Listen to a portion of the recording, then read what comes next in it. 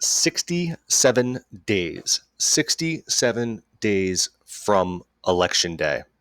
And why is the 67th day so important? The 67th day is so important because it marks the first time that the Biden Kamala Harris campaign have come out publicly and denounced the violence, the rioting, and the looting that is occurring across American cities. Why did it occur on the 67th day? Well, if this is shocking to you, CNN, Don Lemon, and some polls came out that show, shockingly, the American public might not like the ideas or the idea of their cities burning to the ground and statues being torn down without any level of debate, or storefronts being demolished and looting occurring. They might not like that in their own neighborhood.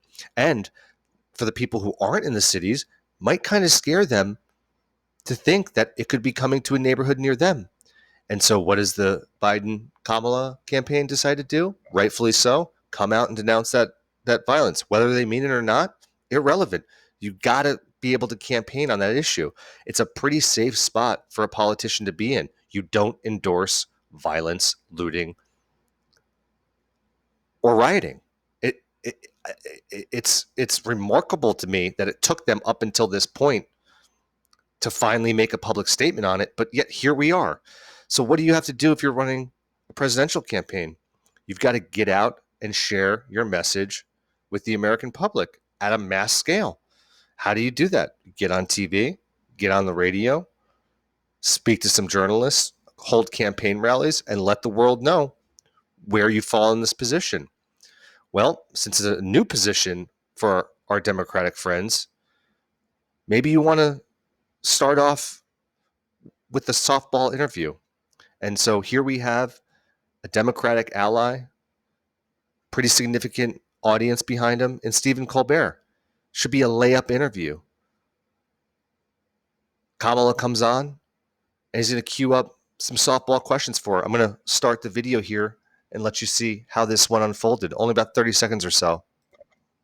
Clear that I know that there are protests still happening in major cities across the United States. I'm just not seeing the reporting on it that I had that's right. for the first few weeks.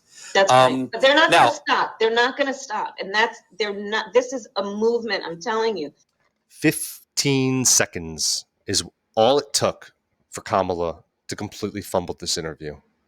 I mean, you can see the look on Colbert's face when he cues up that question. And Kamala doesn't pick up on the cue. Colbert is giving her a layup, throwing her an alley-oop, and Kamala just bangs it off the front rim. She just cannot figure it out. All she had to do was say, we do not support the violence or the rioting or the looting. Peaceful protest is acceptable, but we can't have violence in our streets, and we don't stand for it. And she's not able to do that. We're going to start this interview over, and I'll let you watch it in its entirety. It's only 30 seconds or so.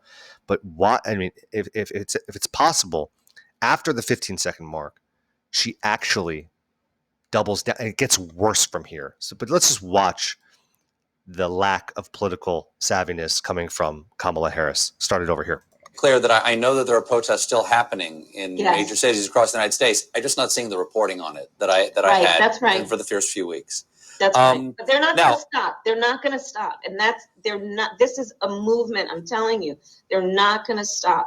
And everyone beware, because they're not going to stop. They're not going to stop before Election Day in November, and they're not going to stop after Election Day. And everyone should take note of that on both levels, that they're not going to let up, and they should not. And we should not.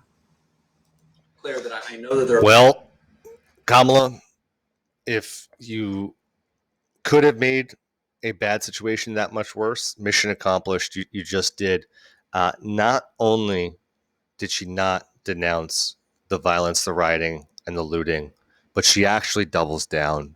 And she says, and there's an underlying tone of violence and almost a threat to Americans, where don't think this is going to stop. You think this is going to stop? No, it's going to get worse. It's just going to get worse from here. And if you think it's going to stop on Election Day, you're wrong. It'll continue. And she doesn't tell you to be aware of what's happening. She tells you beware. That's where the threatening tone comes from. Beware. You think this is going to end? It's not going to end. And she tells you, don't forget that. Well, Kamala, I'm not going to forget it when I walk in to the election booth on November 4th.